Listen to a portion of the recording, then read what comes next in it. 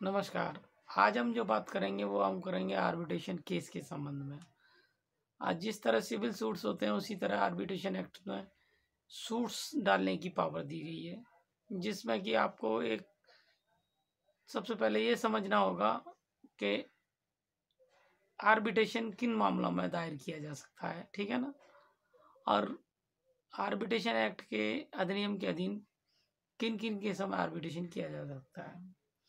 Arbitration अधिनियम के अधीन केवल उन केसों में ही आर्बिट्रेशन एक्ट के अधीन मुकदमा फाइल किया जा सकता है आर्बिट्रेटर साहब के पास जिन मुकदमों में एग्रीमेंट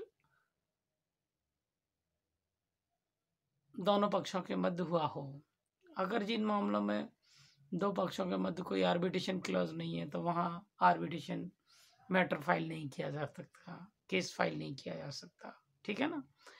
केवल उन्हीं मामलों में फाइल किया जा सकता है जिन मामलों में आर्बिट्रेशन के संबंध में पहले से कोई एग्रीमेंट हुआ हो और उन कंडीशनों के आधार पर आप आर्बिट्रेशन क्लॉज के अधीन अपने मुकदमा और बचाव में मतलब वादी जा सकता है और रेस्पोनेंट अपने बचाव में उस एग्रीमेंट के अनुसार कोर्ट में जा सकता है या आर्बिट्रेटर साहब के पास जा सकता है अपने डिफेंस के लिए, ठीक है नहीं।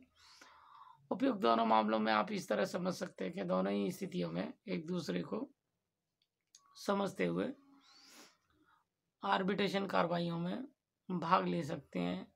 वादी अपना सूट फाइल कर सकता है कंडीशन टू आर्बिट्रेशन एक्ट, ठीक है ना। उसी तरह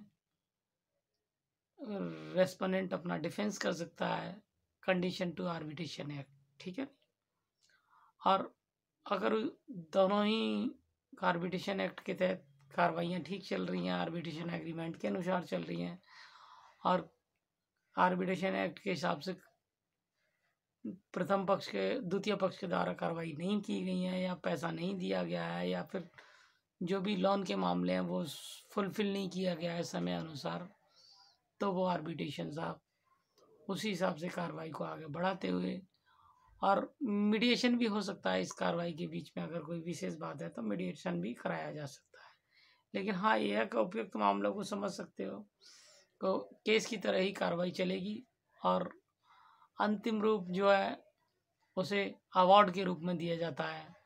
उसी तरह जिस तरह पहले आर्बिट्रेशन का एक जनरल नोटिस दिया जाता है कि आप हमारा ड्यूज जितना है, जैसे लीगल नोटिस दिया जाता है डिमांड नोटिस, उसी तरह इसमें दिया जाएगा कि हमारा ड्यूज जितना है, क्या आप आर्बिट्रेशन के थ्रू निपटाना चाहेंगे, नहीं करेंगे आर्बिट्रेशन तो फिर वही लेटर आगे जाएगा जिस कंडीशन के हिसाब से ये भी कंडीशन तय होती है कि भाई एग्रीमेंट के हिसाब से कि हम किस टाइम आर्बिट्रेटर साहब का अपॉइंटमेंट लेटर भेजेंगे। फिर उसके बाद आर्बिट्रेशन अपॉइंटमेंट का आर्बिट्रेटर साहब की अपॉइंटमेंट का एक लेटर भेजा जाता है, इसमें ये कहा था ये आर्बिट्रेटर साहब को अपॉइंट कर दिया गया है।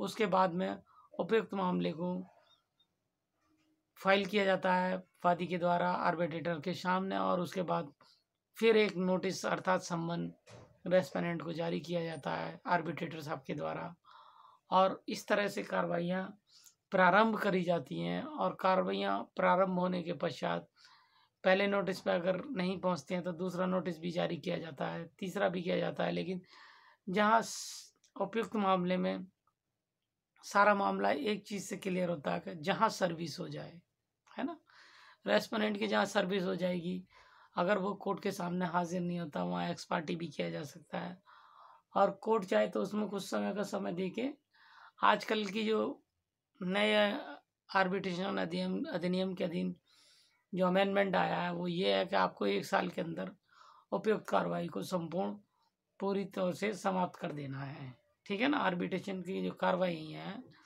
वो 1 साल से अधिक नहीं चलेंगी किसी भी हाल में, ठीक है ना। इसीलिए इस तरह का कानून लाया गया है, क्योंकि उससे पहले क्या होता था कि आर्बिट्रेशन की कार्रवाइयाँ भी जैसे केस चलता है उसी तरह काफ़ी टाइम तक चल जाती थी, कभी कोई रीजन होने के कारण से। लेकिन अब उपयुक्त कार्रवाइयों को अधिक समय नहीं दिया जाएगा और अगर इस तरह की बात उठती है तो वो दोबारा से कैंसिल कर जाएंगे, दोबारा फ्रेश केस और फ्रेश प्रोसीडिंग की जा सकती है आर्बिट्रेशन एग्रीमेंट टू अकॉर्डिंग, ठीक है ना। और उसके बाद में आर्बिट्रेटर साहब को पूरा अधिकार है कि वो अवार्ड पास करें। अवार्ड पास करने के बाद उपयुक्त मामले की एग्जीक्यूशन के संबंध में न्यायालय में जाया जाता है। जो एरिया क्षेत्र है रेस्पोंडेंट जहाँ रहता है वहाँ से आप उपयुक्त मामले में अवार्ड को एग्जीक्यूट कराने के लिए आप अपना एग्जीक्यूशन फाइल कर सकते हैं और उपयुक्त मामले में अपने पैसे की या रिकवरी कर सकते हैं। नमस्कार।